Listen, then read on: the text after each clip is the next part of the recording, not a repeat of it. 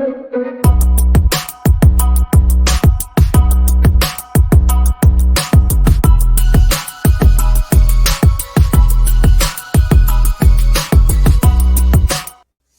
everyone, welcome back to Dozen Cats. Hope everyone's doing well. Hope you're having a wonderful day wherever you may be in the world.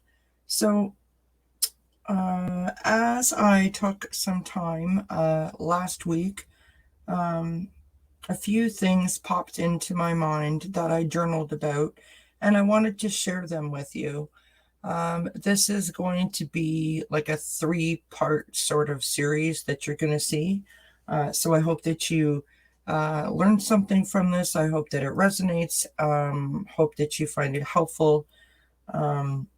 The whole intention behind me sharing these thoughts and my feelings and my emotions are to, offer you support and inspire you and motivate you to do your own journaling while you navigate any obstacle, challenge, or just your regular day-to-day life. So with that being said, here we go. So the journal entry is going to start with my initial thought of why I needed to, or the initial feeling surrounding why I needed to take a week off. And that was that I was feeling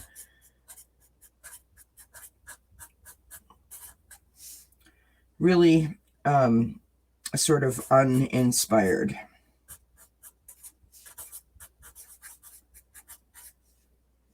And unmotivated.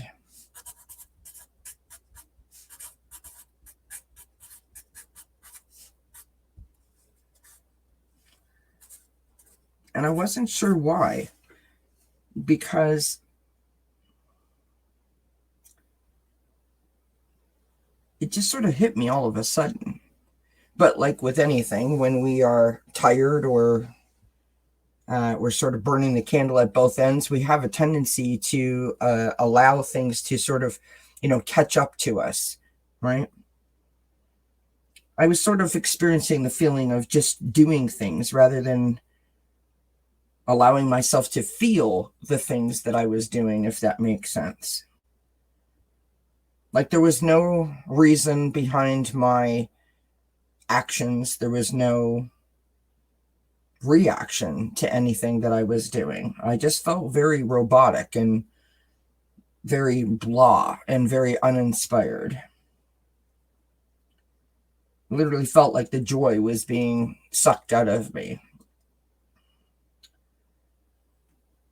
which then led to me being really feeling like I was deflated in some way. And I tried to push through it, which is, my normal reaction. And if I kept myself busy and distracted, sometimes it would work. And my thought process is, as it always has been, or at least it has been over the last 11 years since I was diagnosed with anxiety panic disorder, that if I push through and distract myself, things will sort of, work themselves out, which is a lot of wishful thinking. So I kept thinking to myself, I'm going to snap out of it. I'm going to snap out of it. But it occurred to me I wasn't listening to myself because there was no change. It was the feeling was getting more intense. So I wasn't listening to myself. I wasn't paying attention to any of the signs that I was giving myself, that my body was sort of showing me. I needed some time to relax so I could try to process in a way that felt like I wasn't being pressured, right?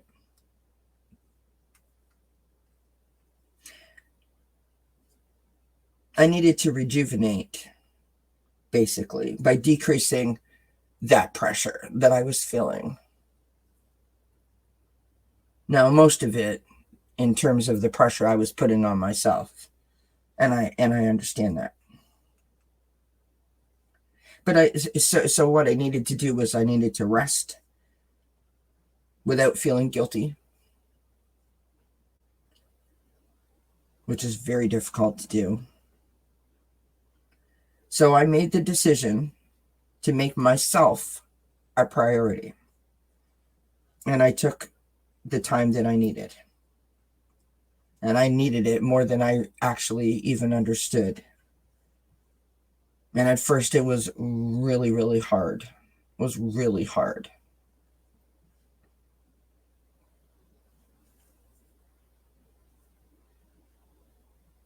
So how did I get through it?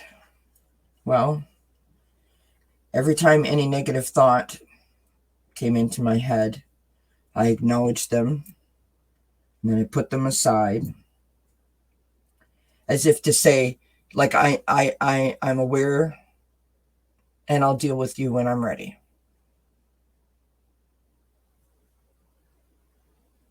I chose things to do that I wanted to do, that make me happy, that bring me joy. And sometimes I did absolutely nothing. I did not beat myself up for that either. I approached it from a place of it is what it is, sort of like a one day at a time kind of thing. So I turned on the music and I listened to music and I danced and I played with the animals and cooked a big dinner and, you know, dusted off a few shelves, because that always makes me feel like my mind is clear, and binge watched my favorite sort of renovation decorating shows, and I read a book, did a lot of journaling. I kept it easy and I kept it light and I kept it so that there was no pressure. And it worked, because by Thursday I felt like I was smiling. And I had my notebook out and I was making notes of things and ideas and projects that I want to do. By Sunday, I started to feel a sense of relief that a little bit of weight had been lifted. Now, I realize not everyone has, you know, the ability to just decide I'm taking a week off because, you know, I'm feeling pressure or I'm overwhelmed. But I believe that all of us can make ourselves a priority if we choose to do so. We can implement some self-care, self-soothing, self-comforting kind of routines or practices into our day-to-day life that will help to boost and increase our overall feelings of rest and relaxation and rejuvenation.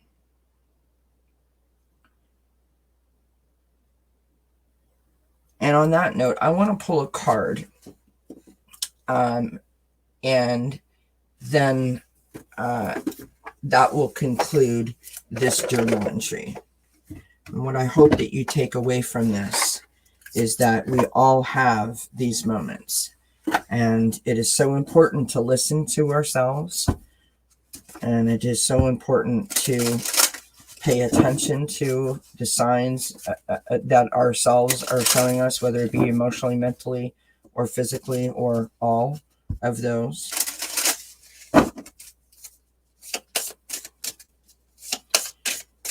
Spend an extra 10 minutes, you know, in the bubble bath. It's totally okay. You know, nothing bad is going to come from that, only good. Not going to take away the problem, but it allows you to feel like you have a little bit of something extra, a little bit of extra energy, a little bit of extra strength to be able to handle whatever's happening. We have stretch. May you extend your reach.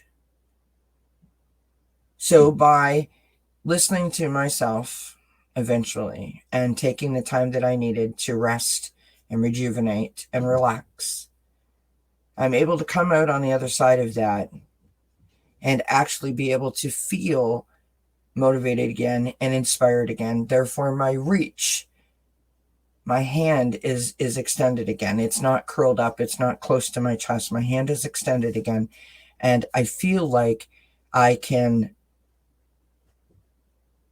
get my message out, right? I can be in a position where I can receive joy from the universe, and I can also put love and joy back out into the universe. Something to think about. Blessings, everybody. Bye for now.